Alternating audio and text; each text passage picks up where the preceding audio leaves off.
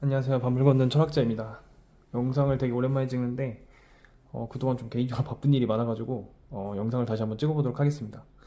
오늘은 이제 제가 오늘 말씀드릴 게 제 블로그에 가끔 이제 십성이나 그러니까 그 대운과 세운에 의한 그 십성의 적용에 대해서 되게 궁금하신 분들이 이제 좀 질문을 최근에 많이 해주셔가지고 그거에 대한 영상을 한번 찍어서 올리는 것도 나쁘지 않겠다라는 생각을 했어요.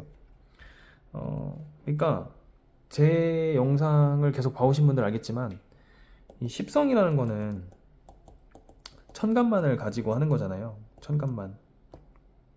그리고 지지라는 거는 이거는 이제 사계절 운동을 하니까 이 천간의 글자의 상태를 보는 거죠. 상태. 예, 그러니까 정리하면은 천간 십신이라는 거는 천간만 보는 거고 저희가 이제 뭐 비견, 겁재, 재성, 관성, 인성, 식상 뭐 이런 거는 천간만 보는 거고 지지라는 거는 이제 그 위에 있는 글자들의 상태를 확인하는 거예요. 예, 이렇게 정리를 하시면 되고 왜냐하면 천간과 지지는 전혀 다른 공간이기 때문이죠. 천간은 우주 운동을 하고 지지는 사계절 운동을 하기 때문에 전혀 다른 시공간을 가지고 있는 거죠. 그리고 천간이라는 거는 자기의 생각과 마음이고 지지라는 거는 현실이죠. 현실. 그러니까 항상 현실을 먼저 생각을 해야 되는 거죠. 뭐 목표와 꿈 이상이 이게 있다는 게 나쁜 건 아니지만 항상 현실이 기반이 돼가지고 그거를 현실 가능성 있게 실현 가능성 있게 펼치는 게 맞는 거죠. 그래야 인생의 효율이 살고 기회비용을 줄일 수 있는 거죠. 그럼 도대체 대운과 세운은 뭐냐? 이거를 좀 약간 멋있는 말로 바꾸면 이게 자연의 법칙이에요. 자연의 법칙. 다섯 글자로. 자, 이게 뭐냐면 쉽게 예를 들면 지금 요즘에 가을이 왔잖아요. 가을이 와서 저희가 이제 조금 낮에는 조금 이제 선선하고 이제 밤에도 선선하죠. 뭐 아직도 낮에는 더운데 어쨌든 그럼에도 불구하고 덥잖아요. 아직은.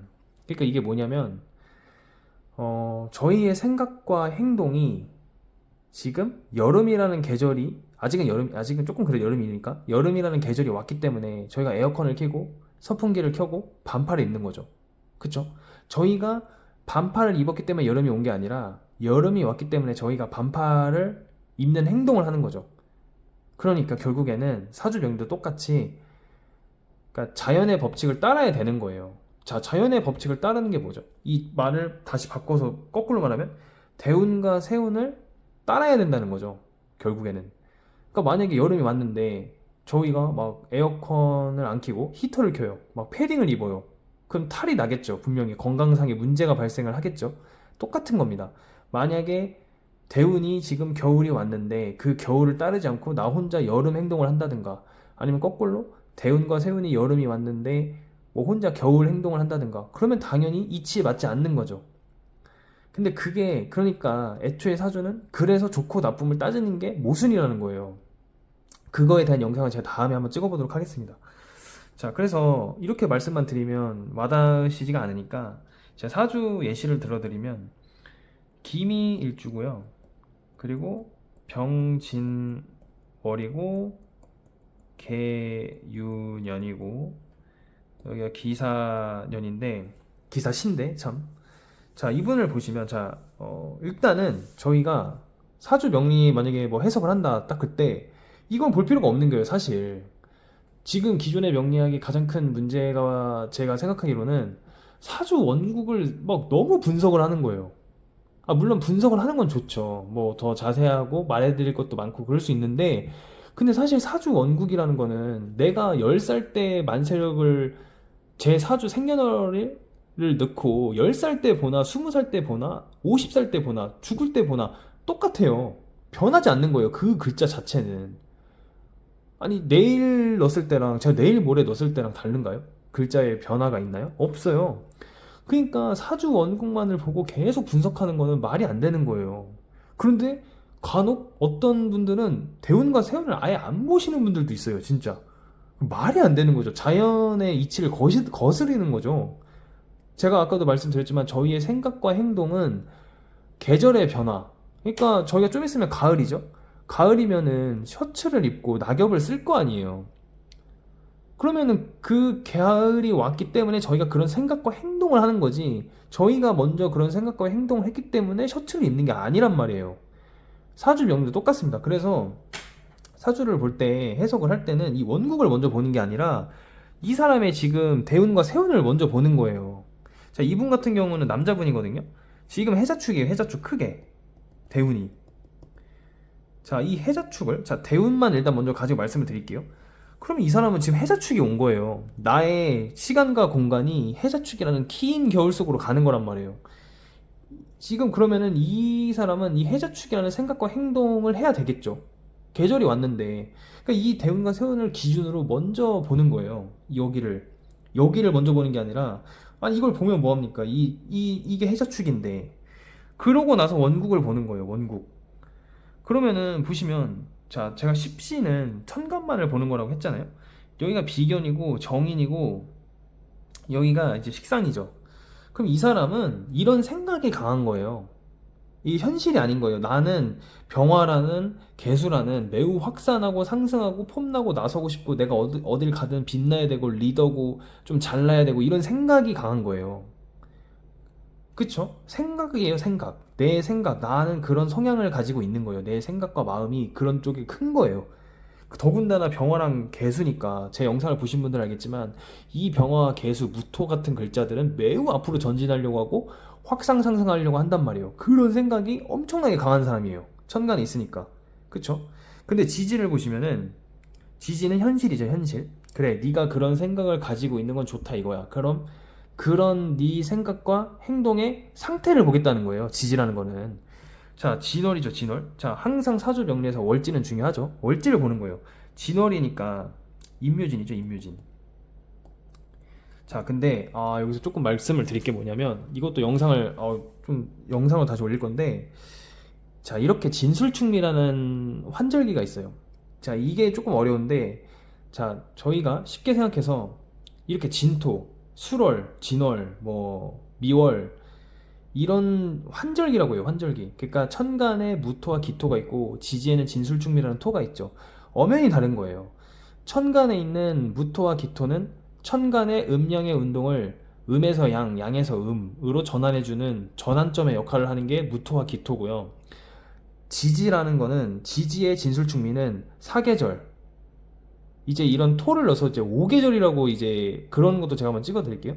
이런 사계절에 전환을 해주는 환절기의 역할을 하는 거예요. 환절기.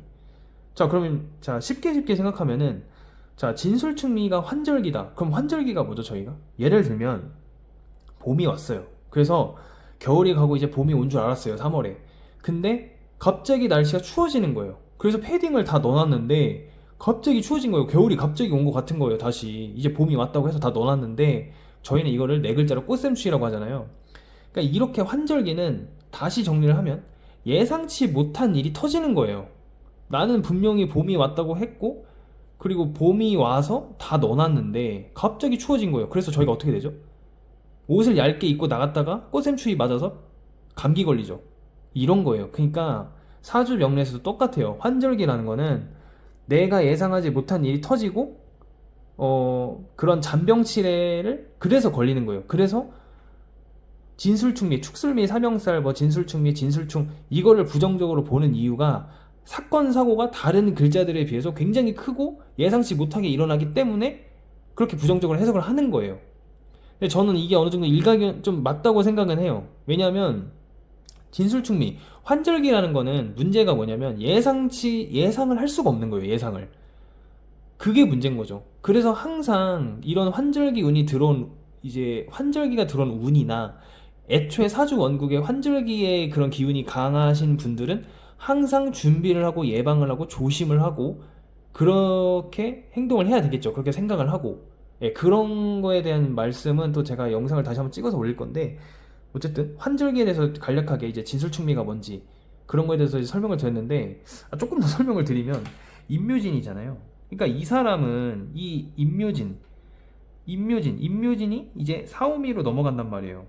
그러니까 이 진토는 봄에서 여름으로 전환해주는 그런 전환 에너지의 역할을 하는 거란 말이에요. 그렇기 때문에 늦봄과 초여름 사이에 에너지를 가지고 있는 거예요. 이 진월이라는 거는. 그래서 이 사람은 진월이지만 임묘진의 글자지만 늦봄, 그러니까 봄의 에너지와 여름의 에너지를 둘 다 머금고 있다라고 해석을 해야 되는 거예요. 그래서 사주에 지지에 토가 많은 분들의 해석이 굉장히 어려운 거예요. 예. 그래서 어쨌든 근데 뭐 그냥 예시니까 어쨌든 임묘진이니까 그럼 이 사람이 제일 잘 쓰는 글자가 뭐냐?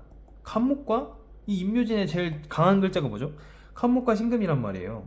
간목과 신금. 그러니까 이 사람은 현실에서 이 간목이 이분 입장에서는 관이죠. 이거는 뭐죠? 이 금은 식상이잖아요. 그러니까 이 사람은 실제로는 관과 식상을 굉장히 잘 쓰는 사람인 거예요. 실제 그 현실에서는. 하지만 천간에 안 보이죠. 그러니까 천간에는 그럴 생각이 없는 거예요.